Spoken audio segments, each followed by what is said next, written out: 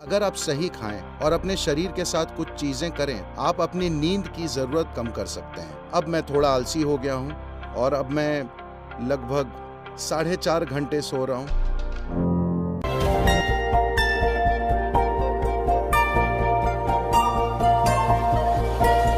There is तरह का खाना खाना चाहिए ताकि हमारा जीवन अपनी पूरी क्षमता तक पहुंच जाए, खासकर कॉलेज या स्कूल जाने वाले छात्र के लिए। तो भोजन कैसा होना चाहिए, हमें ये समझना चाहिए। भोजन कोई धर्म नहीं है, भोजन कोई संस्कृति नहीं है, भोजन बस इस मशीन के लिए ईंधन है। हाँ, स्वाद को लेकर सांस्कृतिक पहलू हो सकते हैं।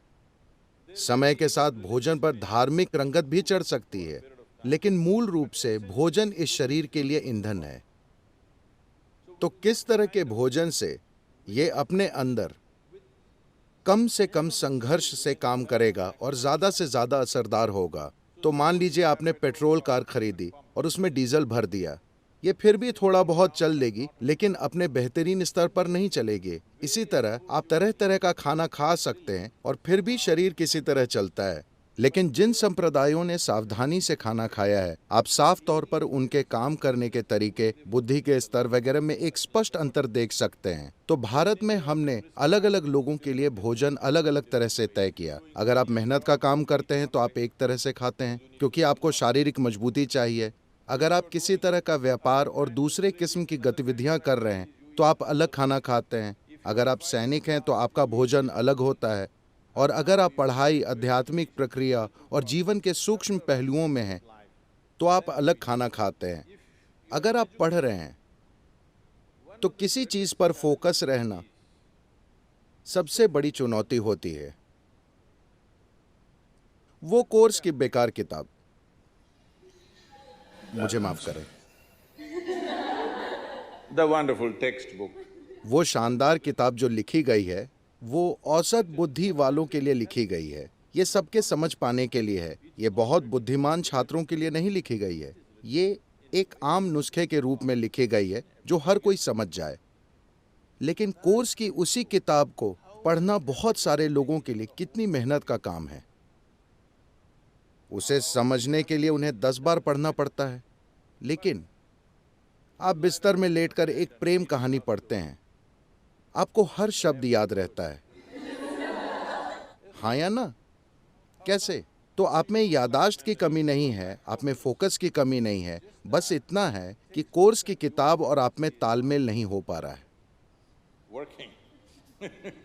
तो आपको एक ऊंचे स्तर के फोकस, एक ऊंचे स्तर की भागीदारी की जरूरत है। और एक छात्र के लिए एक दूसरा बड़ा दुश्मन ये है कि ये किताब नींद की गोली का काम करती है। जैसे ही आप इसे खोलते हैं,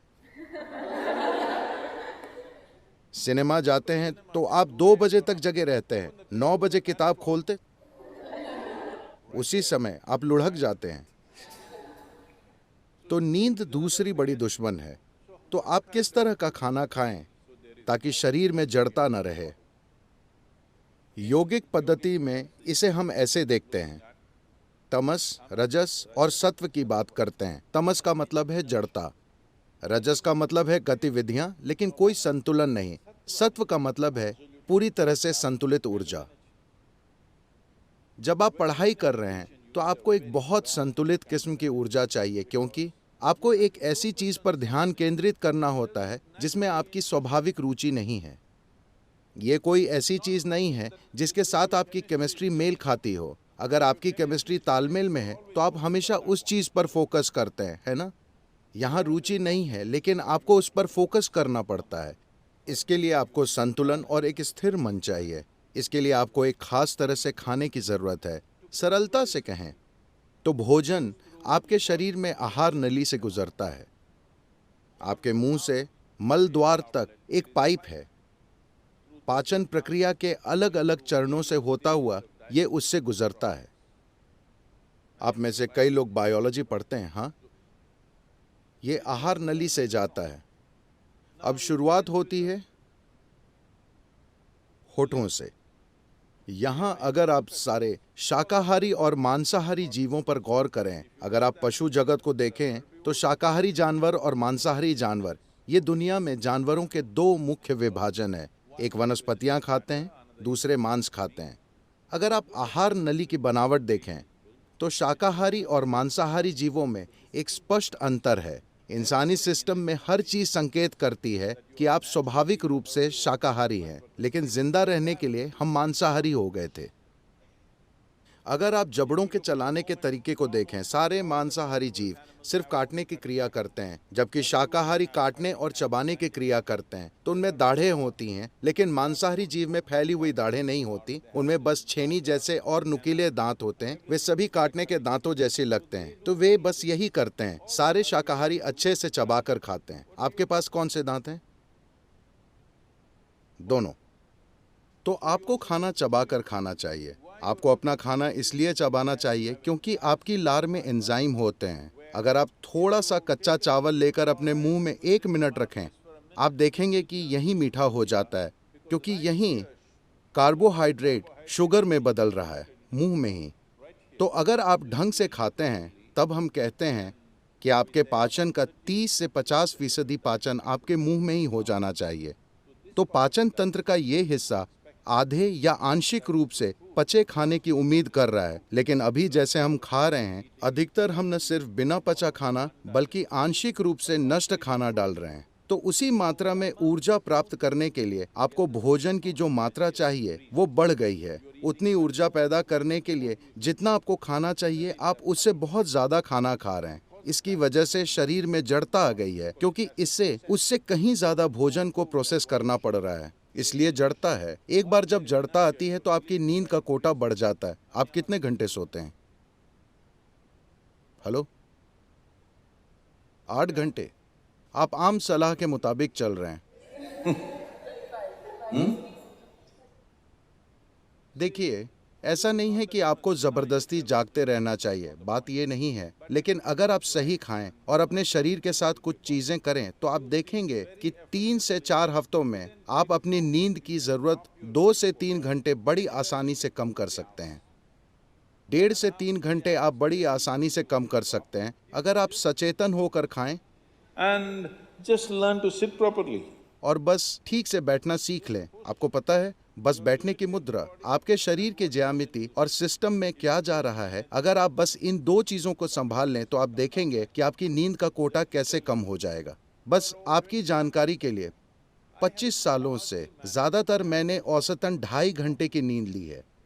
अब मैं थोड़ा आलसी हो गया हूं और अब मैं लगभग 4.5 घंटे सो रहा हूं, लेकिन हफ्ते के 7 दिन, ठीक है, 365 दिन में बस ऑन ऑन ऑन हूं, लगभग हर दिन। मेरी बेटी ने 1 महीने से फोन नहीं किया था। मैंने पूछा, तुम्हारे साथ समस्या क्या है, तुम फोन क्यों नहीं करते? उसने कहा, हर 6 घंटे में आप एक नए शहर में होते हैं, मुझे क्या करना चाहिए? मैंने कहा, ओके, यह वाकई सच है। कभी कभी एक दिन में हम 3 शहरों में होते हैं, तो ये नॉन स्टॉप गतिविधि है। और आज मेरे पास कई लोगों ने ऐसा करना सीख लिया है। मेरे आसपास 100 से 150 लोगों की दिनचर्या इसी तरह है, बस औसतन 4 घंटे की नींद, हफ्ते के 7 दिन वे बस ऑन ऑन ऑन हर समय ऑन रहते हैं। और वे चिढ़े नहीं रहते, वे परेशान नहीं रहते, वे प्रसन्न रहते हैं, वे शानदार लोग हैं। ऐसा इसलिए है, इसके कई पहलू हैं, लेकिन एक महत्वपूर्ण पहलू है भोजन। आप कैसे खाते हैं। सिर्फ यही नहीं कि आप क्या खाते हैं, यह भी महत्वपूर्ण है कि आप कैसे खाते हैं, क्योंकि भोजन एक जीवित पदार्थ है। आप सब लड़कियां एक आसान चीजें ये कर सकती हैं। अलग अलग स्वास्थ्य के मुद्दे हैं, जड़ता और फोकस का मुद्दा है।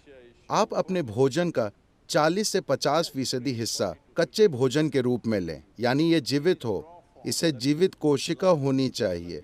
ये सब्जी हो सकती है, फल, मूंगफली, अंकुरित चना हो सकता है। आपके द्वारा खाए जाने वाले भोजन में कम से कम 40 से 50% को जीवित होना चाहिए।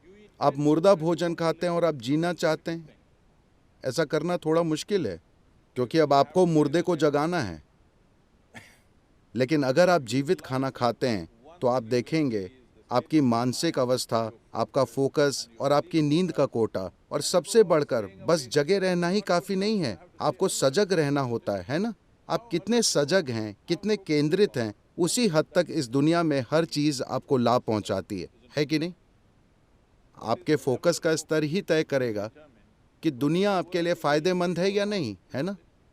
और जीवन का एक और पहलू, भोजन का एक और पहलू, जब आप कुछ खाएं तो उसका जेनेटिक कोड सरल होना चाहिए। मतलब उसका सॉफ्टवेयर बहुत सरल होना चाहिए। सब्जियां, फल, मूंगफली, अंकुरित चीज़ें, वे बहुत सरल हैं। ज़्यादा जटिल का मतलब है जानवरों के मांस का कोड बहुत ज़्यादा जटिल होता है।